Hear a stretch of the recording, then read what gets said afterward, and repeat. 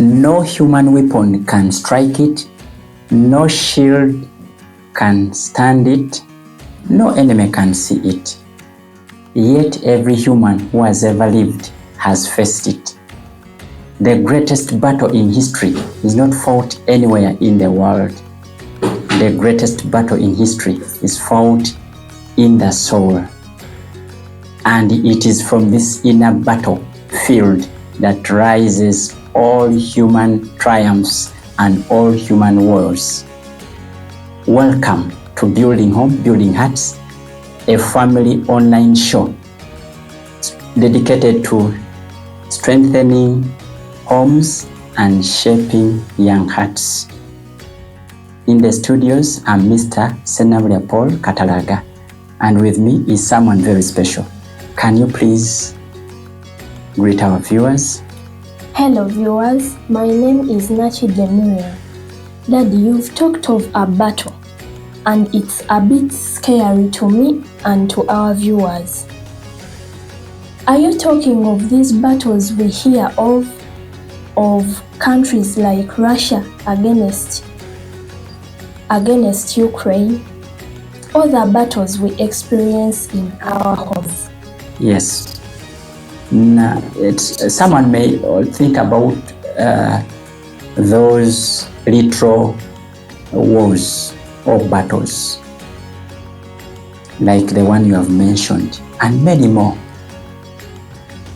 But this is a battle not without, but a battle within.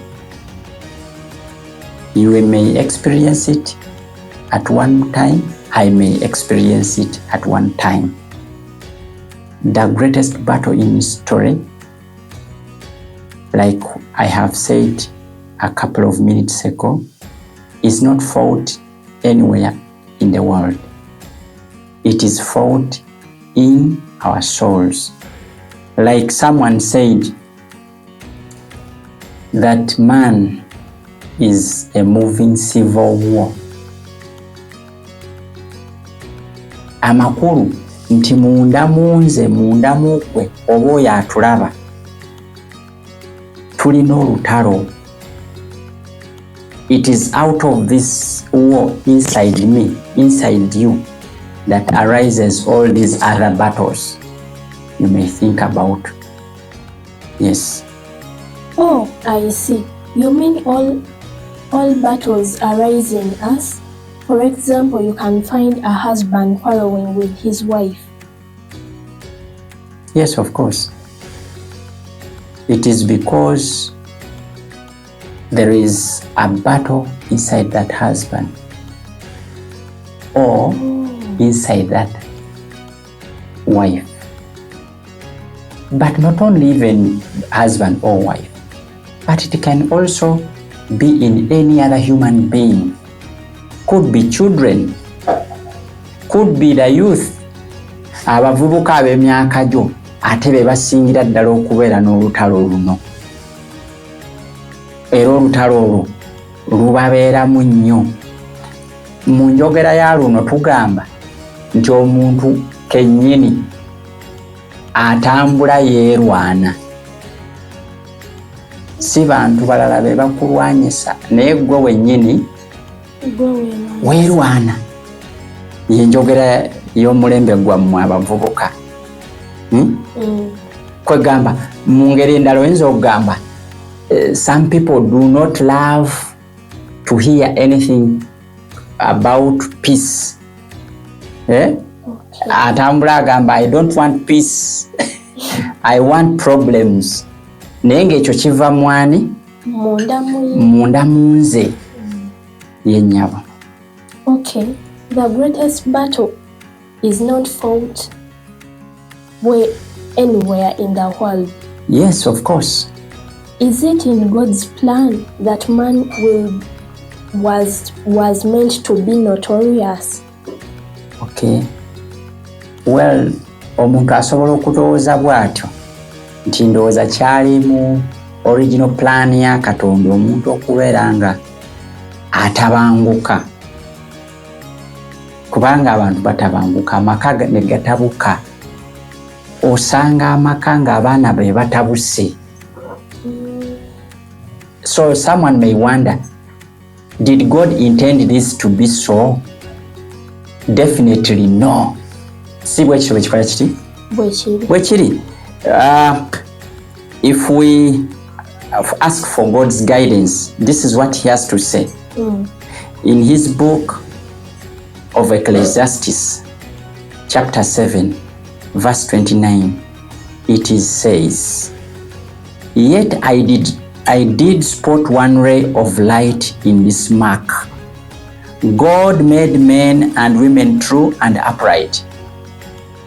We are the ones who have made a mess of things." Ebintu ffe tubitabula. Katonda yatukola tuli bagolokofu. Munda mugwe munda munze oba mwoyo atulaba. Temwali baddemu lutalo okusinzira ku original plan of God. Okusinzira ku nteekateeka ya Katonda. But man has that grudge. Man, inside me there is that striving. There is that strife. There is that grudging. There is that inner battle in me.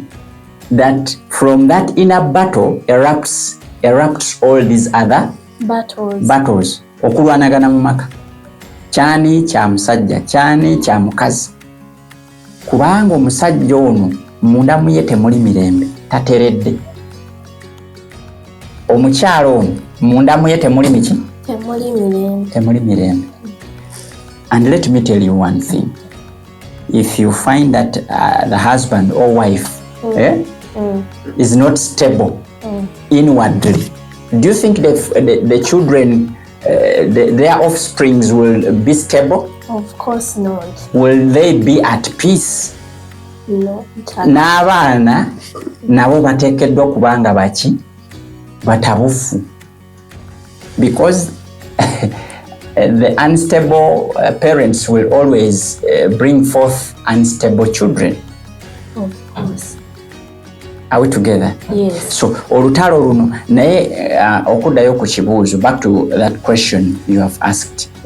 God, it was not God's intention that man should be troublesome or notorious, as you have put it.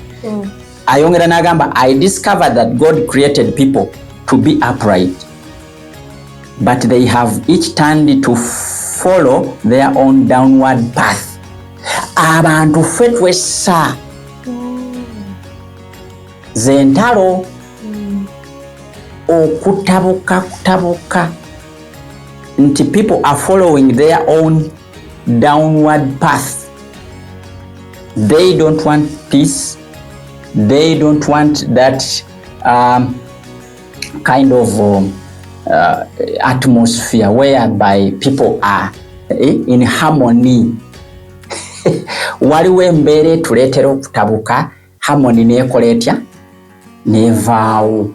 Naye ng'ate si nteekateeka yaani? Ya Katonda. God had intended man to be upright, upright home, upright children, upright environment. That was God's original plan. Yes. Era nabadde nga nsomako, omanyi tusomako ku bitabo ebyenjawulo. Naddala ebitabo ebinnyonnyola ekyo kiki Katonda kye yateekerateekera amaka oba kye yateekerateekera emitima gyaffe. Nentambula nentukako ne mu Kuruhaani ey'ekitiibwa. Nzikiriza nayo nkusomereyoko. Mu Kuruhaani ey'ekitiibwa sura ey'omusanvu aya eya28 wansanyusizza nnyo nga teyawukana na kiri kye nkusomedde mu Bayibuli. Katonda yakola omuntu nga mugolokofu. Mu aya eno sura ey'omusanvu aya eya28 Kuruhaani ey'ekitiibwa egamba bw'eti, era buli lwe bakola ebyambyone bagamba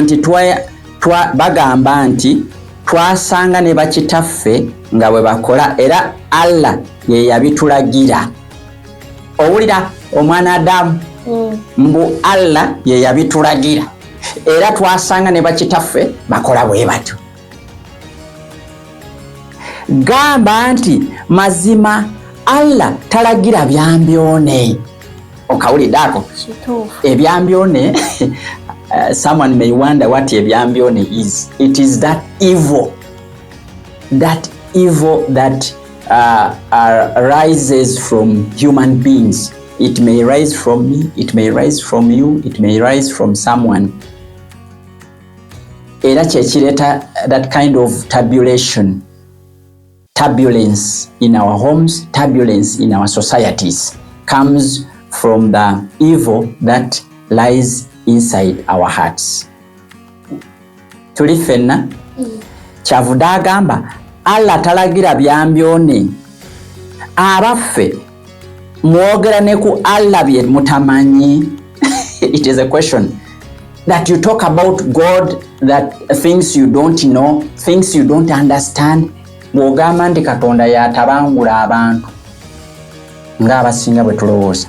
Bw'ogamba nti Katonda yatabangula amaka, obeera oyogera ku Katonda by'otamanyi. Qur'ani yeegamba. Oyogera ku Katonda ebikikinike, ebijweteke. Katonda tanna tabangula muntu. Wali mu mubuulizi Sura y'omusanvu olwabiri mu mwenda yakugambe Katonda yakola omuntu nga mugolokofu. God had made man upright. Kakati ne wano Qur'ani ekyonyweza egamba buli lwe bakola ebyambyone bagamba nti twasanga ne bakitaffe nga bwe bakola. Ekyo kyo kirinza okuba ekituufu because wesanga nti some of this thing is in our DNA. Okukola obubi kutambulira mu musaayi. Okitegeera? Yes. Though we may avoid it. Nga bwe tujja okulabako mu episodes eziddako. Naye omwana Adamu alina obuzibu bw'atambuliramu ate ng'obuzibu buno yabwereetera. So si Katonda. Katonda alagira omwana Adamu oba omuntu okuba mu mirembe era ekyo kye yamukolera. Nti naye omuntu yagenda anoonyereza amakubo amazzibu ag'okumussa wansi. The downward path. What are the signs or symptoms that indicate that this battle lies inside? Good question. Now, there are so many things that we can look up to and tell that man is not settled. By the way, when I talk of man, I don't mean we the men alone, but it implies all the human beings. Remember, we are all created in one.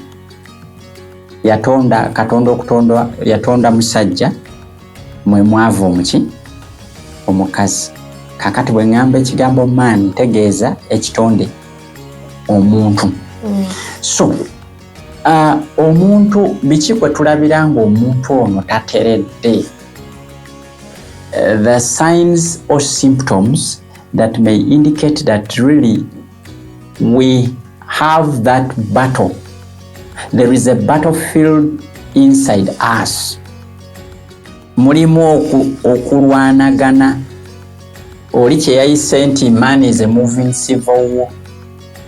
Munda mu muntu oyo mulimu olutalo naye waliwo obubonero. You can just tell because people they don't want to become better. They will instead become bitter. Omuntu ne bwamanya even if they know that there will be bitter consequences, they will instead choose bitterness. Are we together? Nti ekyo kye kimu ku kabonero akalaga. Wayinza okubaawo ekkubo ery'okuteesa wakati w'omuntu katugeze omusajja ne mukyala we nga balina kuteesa naye omusajja n'asalawo okukozesa kkubo lyakutabuka n'abogola n'akambuwala nze temunkwatako nze ndi wa kitalo. So nno ennaku zino n'abakyala. It also applies to the women, sorry to say. if I hope I'm not offending any of our viewers there, but you will find that women also go wild. It's true. At times they go wild. And oftentimes naye agambye there are some signs and symptoms. The fights, okulwana nosanga begwenganye mu malaka. Juzi waliwo gwe bayogerako eyakwata ekiso and he stabbed the husband. We have seen husbands stabbing their wives. We have seen children stabbing their parents, or parents stabbing their children with swords. Ekyo kyonna bubonero bwa ntalo. Stealing. Omusajja waffe yagenda okuva ku mulimu. From his workplace, coming back home, he found the whole house is totally swept, empty. Temuli kantu nakamu, yadde akasaati ke, yadde akaki. Okuleka essaati gye yagenderamu n'empale bye yagendeddemu ku mulimu. They were all swept. You may ask, or you may wonder, who swept the house? Yes. Nti babbi nedda mukazi we yaleeta emmotoka n'asiba buli kantu konna n'abitikka ku mmotoka n'atambula n'agenda with the children.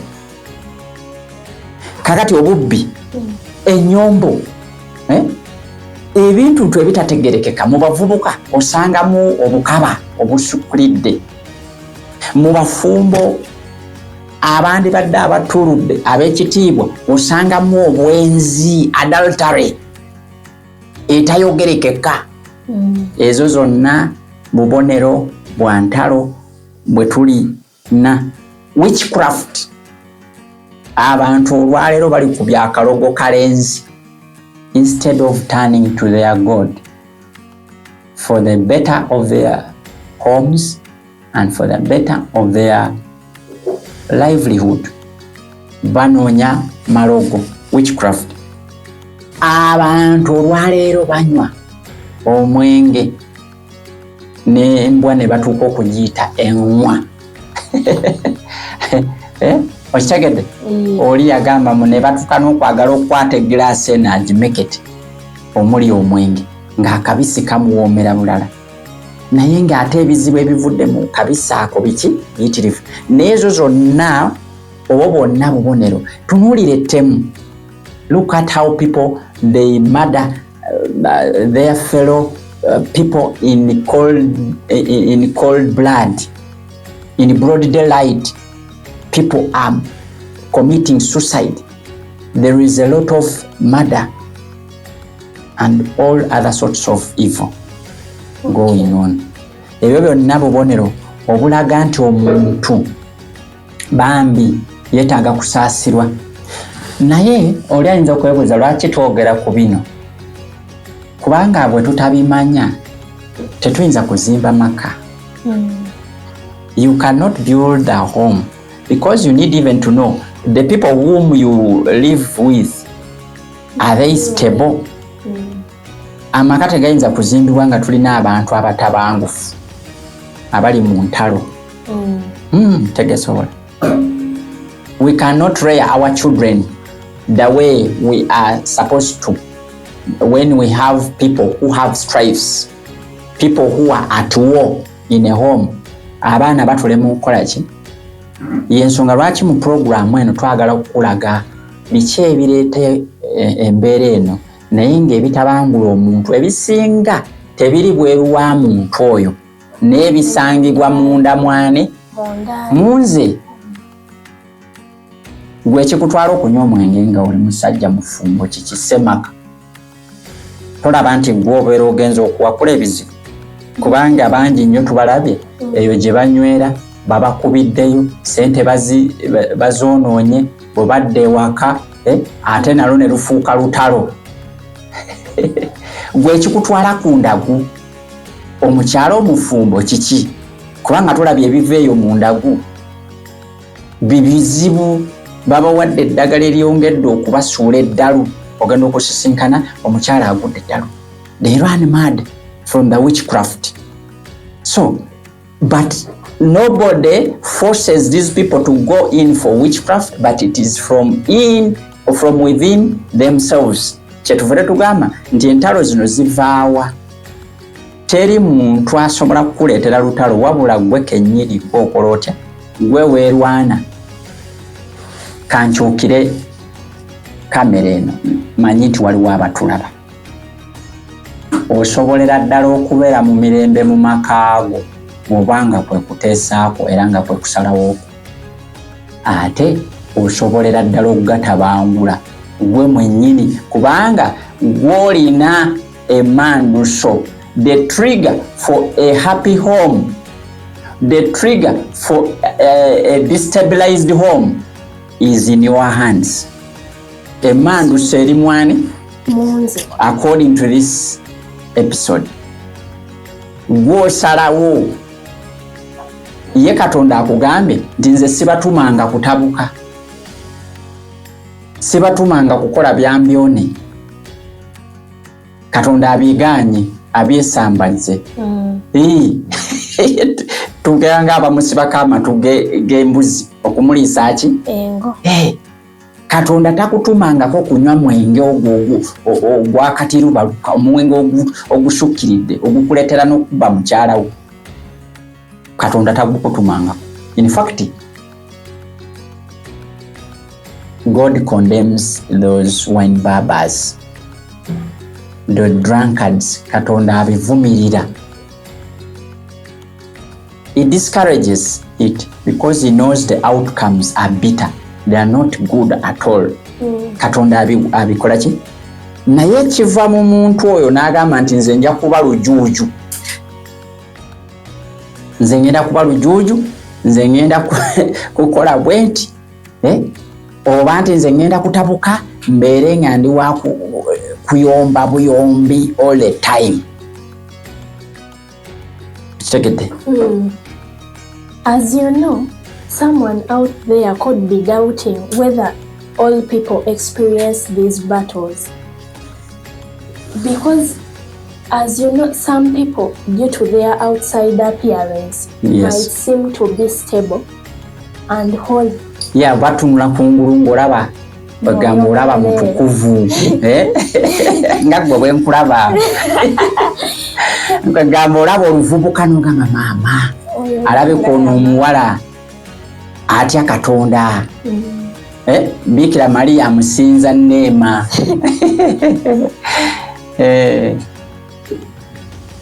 Oba kiva ku ki?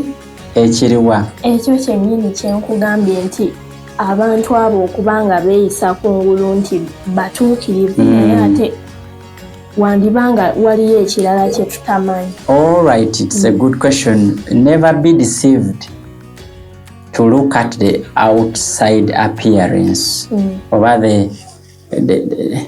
the exterior. Omuntu ne bw'aba yeesuma nti nze nga nze wano bwenti tekimugaana kubeera nga munda muvundu kiringa muyembe. Omuyembe osobola okugulabaawo n'ogwesiimisa mu emboona, naye ng'emboona eyo gy'oyita emboona munda ejjudde ki? Maggots. Inside that mango there might be what? Maggots. So are the people. When you look at the outside, the physical appearance, you may take it that these people, they are upright, they are stable, they are okay, but that is not the case.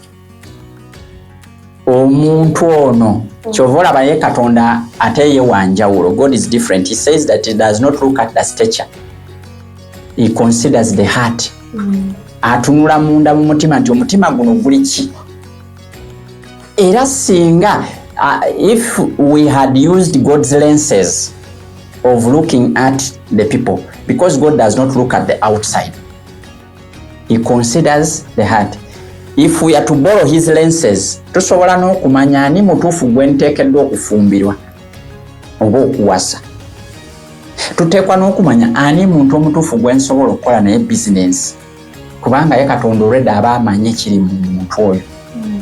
nga agamba nti ono ajja kuba mutabufu oba ono ajja kusoboka olw'engeri naye kungula omuntu tategerekeka. People even may look so holy, people may even look so humble, down to earth. People may look I don't know how I can explain it. Naye nga omuntu ono originally omuntu Katonda yamukola nga mulungi, naye eventually man became unruly. Ate being unruly, man is longing for peace, man is longing for dignity, man is longing for sanity, but much of his efforts are rendered futile. Kubanga buli lwagezaako kukola ekirungi ate ekibi kikola kitya? Kimwambala. Abantu bagezezaako kulowooza nti bwe banaasoma ennyo, higher levels of education will make them upright. Abantu bagezezaako kulowooza nti bwe banaakola ennyo ssente, being wealthy, accumulation of much wealth or riches will make them upright. Kyova olabanga olwaleero n'abavubuka mukola ensobi. Njogera ku bavubuka, omuvubuka oyo atuuse okunoonya omubeezi oba atuuse okunoonya omusajja oba okunoonya omuwala. Bw'alaba omuwala ng'asomye ennyo alowooza nti oyo omuwala ye gwe nteekedde okutwala, kubanga alowooza nti levo y'okusoma yeetereza omuntu.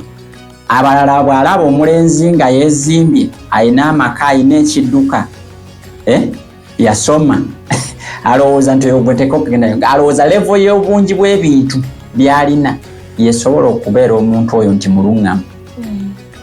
Ekitali kituufu. Agambye nti man is longing for peace, sanity, dignity. Ebitaliiwo tabiraba kubanga buli kyagezaako okukola. The higher people have gone in education, in their levels of education, the higher they have gone in evil. Kyenyamiza. Kyenyamiza nti gye bakomye okubeera abayivu ate gye bakomye okubeera abaki? Ababi inwardly. Olinga agamba nti tuve ku misomo. Tekisoboka.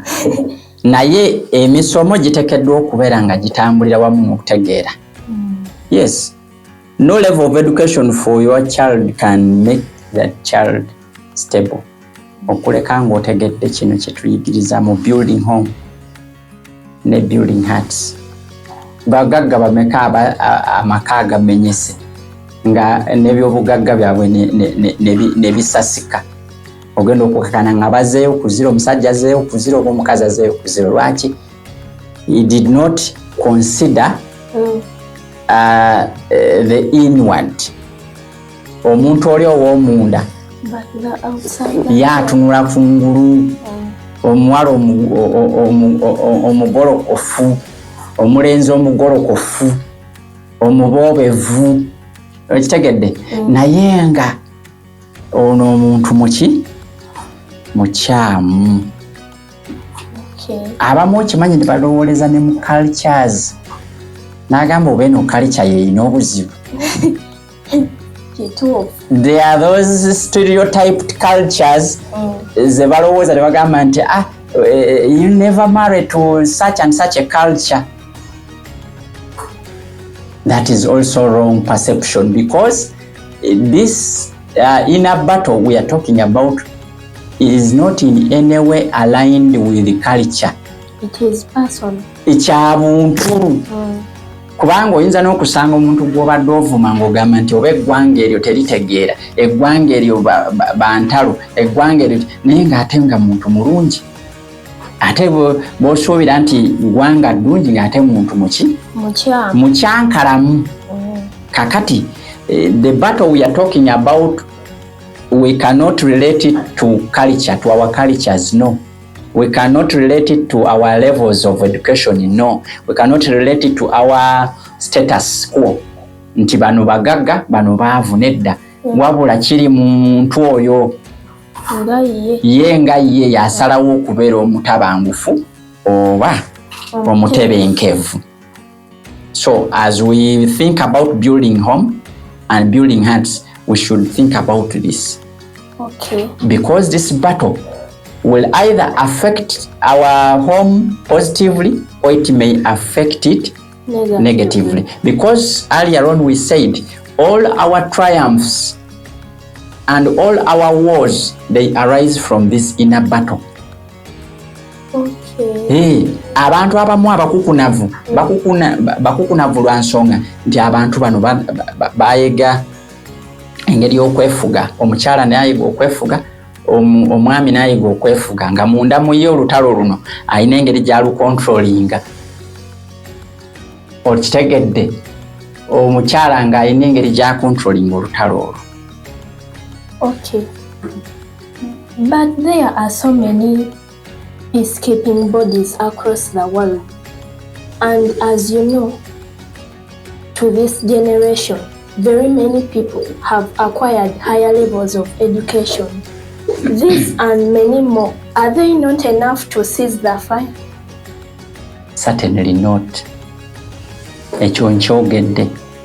And I may repeat. Naye kankweyo ka quote kano.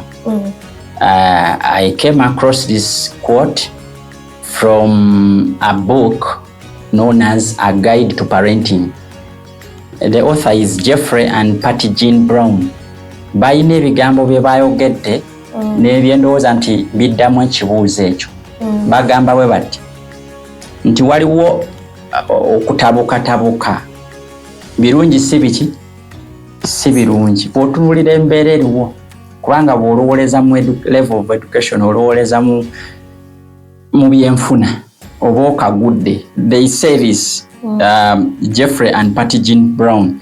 The paradox of our time in history is that we have taller buildings but shorter tempers, wider freeways but narrower viewpoints. We spend more but have less.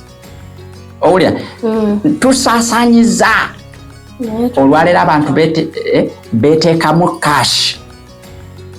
Nosisinkana omuwala olwaleero n'omuwala ateekamu mulenzi cash. Naye we have less. Nagamba we buy more but enjoy it less. Oli ayinaaga motoka, ayinaaga TV, agagati, kwegamba yenna yeekuŋŋaanyizaako ebintu. Naye anyumirwa kitono. Kubanga obudde obusinga babumala mu kwatakwata. Ntalo. Will you enjoy when there is a battle? No. In between you and your friend? No. You can't enjoy. Chavudagamba, they enjoy less. We have bigger houses and smaller families. Bigger houses, osanga omuntu alina oguyumba ogulingange oyinza okugamba lino ggulu. Naye smaller families. More conveniences but less judgment. More experts but more problems. Abakugu bangi naye abakugu gye bakomye okuba abangi naye ate n'agazibu gaki gangi. Wetunuulira olwaleero ebizibu ebituli mu maka tobimalaawo, oyinza okugamba nti ttaka ttono. More medicine but less wellness. Obujjanjabi eddagala lingi naye ate obujjanjabi buki butono. We have multiplied our possessions but reduced our values. Ebintu tulina bingi naye ate tuli ba muwendo mutono nnyo. Osinkana omukazi alabika kungulu wa bbeeyi naye omuwendo gwe ogupimira mu kaveera ka 10. Oba omusajja ng'omuwendo gwe guli mu kaveera kaki less value. N'agamba we talk too much, love too seldom. Era wekengera nnyo kati nga mwe abakwana emikwano ng'omukwano ayogera nnyo naye kwegamba tunuulira ebikolwa bye ebyokwagala biri bitya. Because love is a verb. Love is a what? Okwagala kukola so si kwogera olinayogera. Omanyi bagamba n'okugamba nti barking dogs seldom bite. Yes, of course. And empty vessels make More noise. more noise. The loudest noise. Kati bingi bye tutunuulira naye omusajja ono omukyalo ono bongera ne batugamba batulabula and hate too often. They love too seldom and hate too often. We have learned how to make a living but not a life. We have added years to life, not life to years. We have added years to life. Mbwa abantu emyaka gyeyongera nga kakati kati tuli mu mwaka mupya 2026 naye obulamu bweyongeddeko. The life is shrinking because we have added years to life, not life to years. Kitalo. We have been all the way to the moon and back but have trouble crossing the street to meet the new neighbor. Osisinkana olwaleero ow'amaka gano takyasobola kugenda ku maka g'eno. Abaana boono tebakyasobola kuzannyira mu w'abaana boono naye ng'ate abantu abo basiiba bagenda China n'avaayo n'agenda e Dubai n'avaayo. Kyavudde agamba we have been all the way to the moon and back. But have trouble crossing the street to meet the new neighbor. Enkola yandibadde nti before you go to the moon and back, you at least you can cross to the neighbor ne mwewuunaganya ne neighbor wo. Kubanga byonna bitandikira wa? Ku muliraano. N'agamba nti we have cleaned up the air but polluted the soul. Osanga kati ebibuga ebiyooyoote nga Kampala waffe simanyi oba y'omu ku bibuga ebiyooyoote naye munnange East or West home is best. They have cleaned the environment but they have polluted the soul. Emyoyo gijjudde obukyafu. Emyoyo gy'abantu bangi nnyo gijjudde obukyafu. We have split the atom but not our prejudice. Abantu bajjudde obusosoze amalala. We have higher incomes but lower morals. Oli yeeyongeddeko obugagga naye empisa z'abaana be zikabusi. Ng'oli omuyimbi omu bwe yagamba nti amaka g'abasomyeko ge gakoze ki gawomogose. Kati n'amaka g'abantu abafubye ennyo okukola ssente they have accumulated wealth but the morals are deteriorating. They are shrinking down. It's a pity. N'agamba but lower morals, we have become long on quantity but short on quality. These are the times of tall me and short character. Tall, you find that we are growing taller every now and then, but the character remains short. Ekyo nakyo kirala. Steep profits and shallow relationships. Olwaleero tukoze amagoba amayitirifu. Abasajja beekoledde obugagga n'abakazi nno olwaleero beekoledde obugagga naye mbu enkolagana yaabwe eri wansi ya munguuba. Naye kambuuze enkolagana yaffe ne bantu bannaffe n'ebintu kiriwo ekikulu. Wali okyebuuziza n'okuba n'ebintu ebingi naye ng'enkolagana n'abantu kiriwo ekyandireese essanyu erya nnamaddala. Okukolagana n'abantu kubanga bw'okolagana n'abantu you have everything. Yes, of course. Through the relationships will always develop joy. Kubanga essanyu lino liva mu ki? Mu nkolagana n'abantu. Oli ne bw'eba yeetuumyeko ebintu eby'obugagga byenkanawa naye nga talina bantu bali close.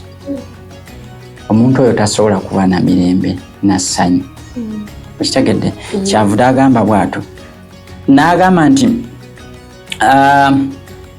these are the times of world peace but domestic warfare. Emirembe bannange kati nga bwe tubadde mu kiseera wano mu Uganda kiseera ekyakalulu buli mwakubiriza bannange mukuume emirembe naye ng'amaka gatabuse emirembe giri luddawa. Streets ziri eziriko abantu abakyankalamu bamala kucyankalana kuva waka. That's why we should encourage people to have to be at peace right from home. Kyavudde agamba newewankubadde nga waliwo global peace organizations, the global peace initiatives, they have not brought peace home in our homes. Of course not. Ekyo tewali mulala alina kyogerako. It is from this program, Building Home, Building Hearts, nti nga tetunaba kukubiriza global peace. The source of peace, the true source of peace is from our home. Etandikira wano mu maka ng'omukyala ali mu n'emirembe, omwami alina emiki, abaana betuzadde, they are at peace. That's why he has said, Jeff atugamba, there is the times of world peace but domestic warfare. Tulina okukomya entalo oluddawa ewaka. N'agamba more leisure but less fun.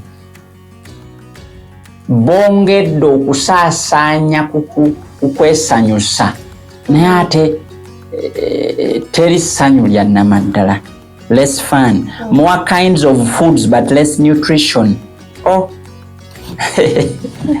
Nebalya kino nebalya kiri naye nga nutrition, the nutrients that they gain from those foods are few. These are the days of two incomes but more divorce. Mboli nga afuna omusaala gwa mirundi emeka naye nga buli ssaawa ali mu kooti, buli ssaawa ali mu LC, buli ssaawa ali ku poliisi, nsonga eri emu, baawukane. Divorce. Baawukane. Of fancier houses but broken homes. Ennyumba matiribona naye mbw amaka gakoze gatya? Gabulukuse. It is a time when there is much in the show window and nothing in the stock room. A time when you can choose either to make a difference or just hit delete. Bino ebigambo byayogerwa muyizi ali mu Columbine High School. Nene ne bikuŋŋaanyizibwa Jeff ne Patty Jean Brown. Oyina kyofunye mu bigambo eyo? Nina kyenfunye.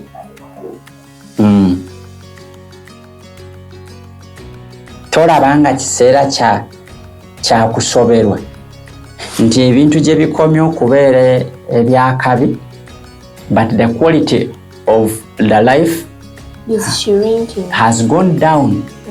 But why? Kitegeeza we are in a mess. There is something wrong that must be put right or corrected. Okay. Yes. Naye nfunyemu okusoberwa nti kaakati ensi wano weetuuse nga y'amatankane. Kituufu y'amatankane era nga omukulu bw'ayogedde kubanga if you have attained higher levels of education but with little morals, ago tegaba matankane. It's a paradox. That's why he puts it that way. It is a paradox. Double income and much divorce or more divorce. The income is doubling but people are not at peace at all. Buli ssaawa baagala kukola ki? Kwawukana. And the rate of divorce has increased world over. Kitegeeza nti kiseera kya kusoberwa. Weebale nnyo olwa byonna by'otuyitiddemu. Naye ku lw'ensonga eyo waliwo akayimba akakwatagana ku byonna bye twogeddeko. Kagenda bwe kati.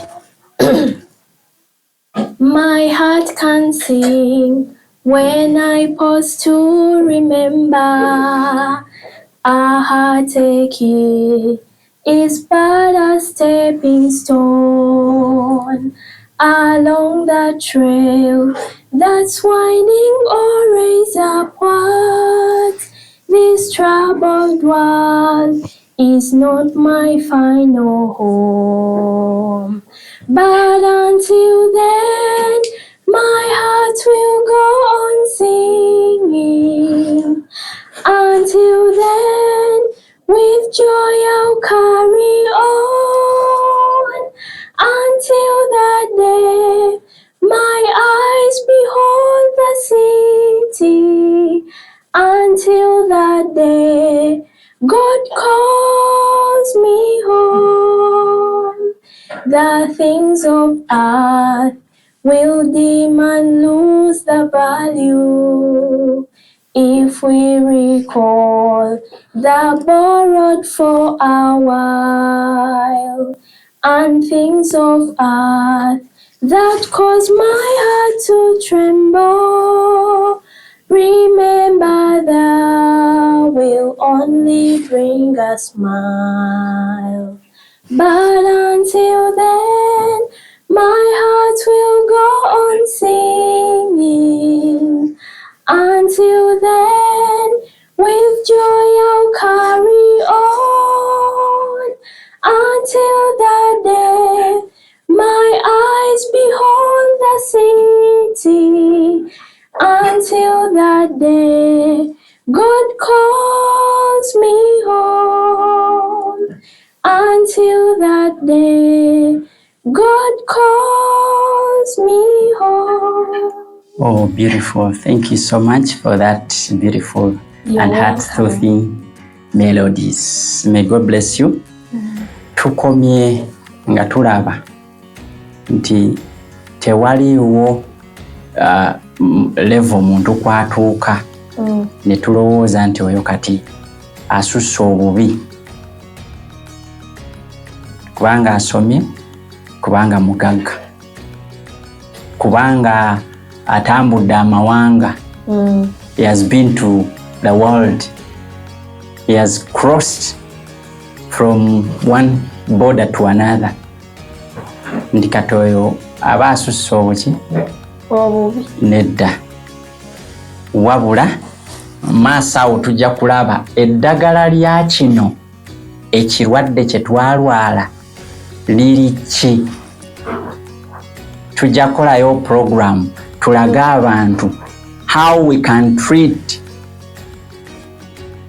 this deadly disease that has killed the home, that has killed the society. Waliwo eddagala tujja kulireeta mu maaso awo.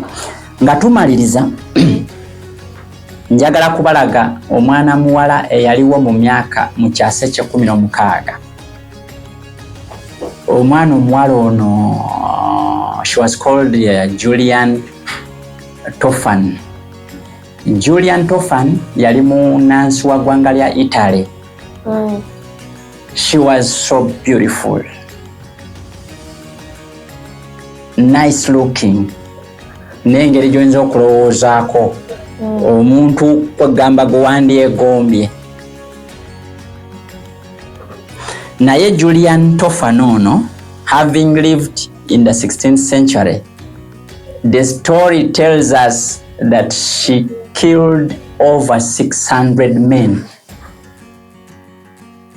Yatirimbula nessekutirimbula kubanga simanyiyo lutalo olwakulemberwa omukyala okutta abantu ng'omukyala ono, naye nga tabatta nti it was a battle oba they went for a war. No, she killed them secretly. Therefore, during that time, she became a secret killer of her time in history. Naye wandimbuuzizza yakikola atya? Nti mu ndabika ye yali abikanga muntu mulungi, so lovely, so humble, very beautiful. Mwana wange n'atakoma ku ekyo, Katonda n'amuwa ekitone. She was we call them cosmeticians, ng'asobola okukola ebintu ebyokwewunda naddala mu abakyala mu byagala nnyo ebyensusu ebirala bibeera byakunywa naye nga bikola ki birongoosa obulamu. So in that way she could make perfumes, she could make powders, she could make drinks, ng'akola ebintu kagamba perfumes n'ebirala bingi nnyo bye basobola okukozesa. Naye mu ngeri gye yattamu abantu yeewuunyisa, because even doctors could not even detect it. Abakugu baalemererwa okutegeera engeri omukyalo ono gye yattangamu abantu.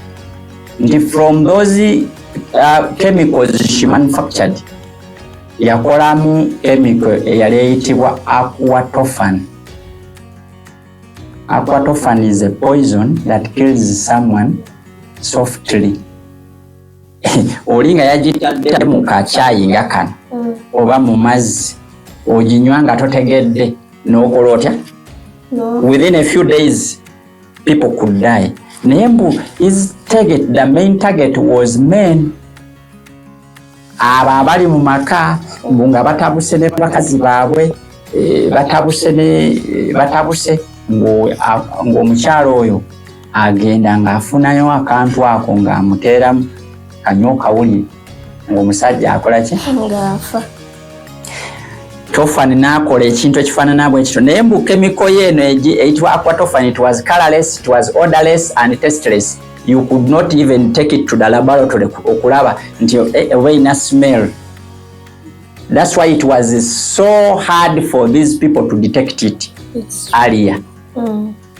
Kati nga abakyala bangi nnyo abaalinga batabuse ne babba baabwe bayombye balwanye amaka gatabuse ng'awulira amwetamiddwa, they could go in for this chemical from this lady Julian Tofan. N'abawa chemical eyo n'amutwala olunywako bw'ati a few days ng'onaakola ki? Ng'afa. Naye nga ne bwe betwala omulambo bagwekennenye balabe oba yafudde ki oba yafudde ki. They could not tell that it was a poison. You can imagine how deadly some people can be. For sure. Nawe omukazi ono munatta abasajja abawerera ddala bameka? 6. Naye ng'ensi temanyi. Okitegedde? Kaakati olwali olwo bwe yakola omukyalo omu najja n'amugamba nina obuzibu n'omwami njagala twawukane naye njagala kumukkiriza kaganga. The lady wanted the man to die, her husband. Munakatwala akemiko kanwe n'amutabulira bulungi nnyo ak'okunywa n'amuteeramu. Do you know that this very chemical, it even reached the extent of that killing that woman's nerves? Kakati kyava yekuba mu kifuba n'agamba, but what am I doing? N'agamba, she restrained the chemical and she said that the husband could not die. She wanted to save the husband. Kakati namwetondera, she confessed and said, I'm sorry, of course I got this from this. And from that point, that's when this woman was exposed. Ne bategeera ani abadde ng'akola ekikolwa kino. Naye omusajja teyakola ki? Teyafa. Ndowooza yaliwo olukaaga mwoki mwomu. Naye ng'abalala bonna bamaze okukola ki? Okugenda. Kati we bategeera omukyalo ono omutemu. Naye waliwo ebigambo ebyogera ku mukazi ono nti omukazi ono bw'amala okukonfesinga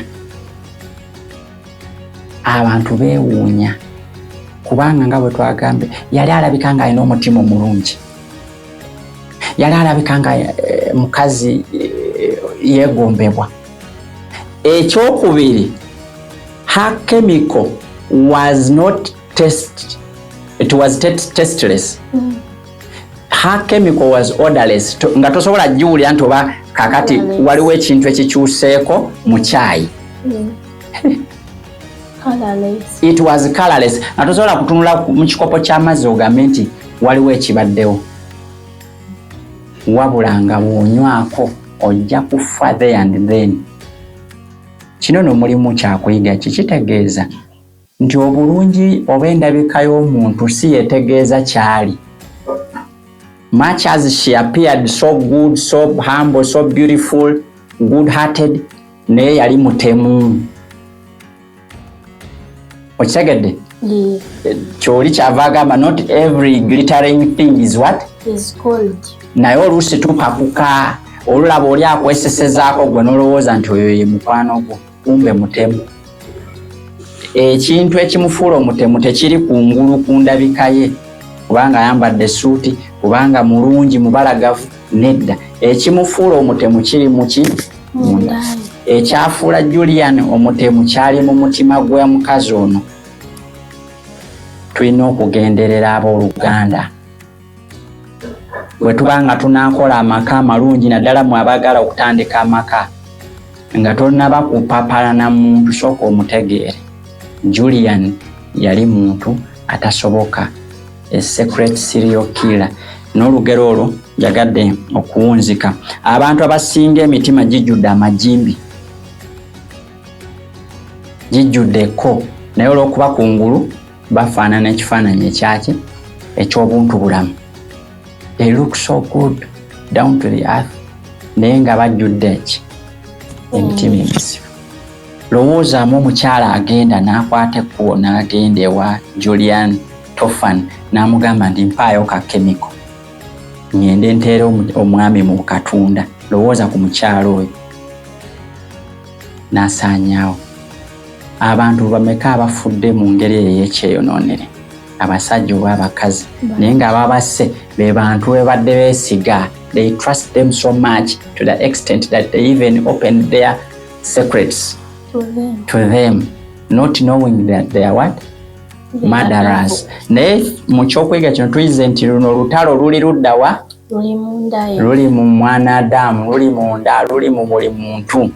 Tulina okufuba okulaba kitululwanyisa n'okwegendereza mu abo be tusisinkana mu bulamu bwaffe. Omwana wo muyigirize kikulu nnyo okwetegereza nga tannaba kusalawo kwabo baanaafuula mikwano gye, kwabo baanaazannya nabo, kwabo baanaawangaala nabo.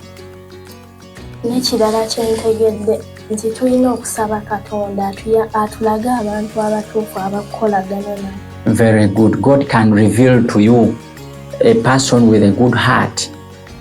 God can reveal to you those people that the people you can live with in peace, the people that you can relate with in harmony.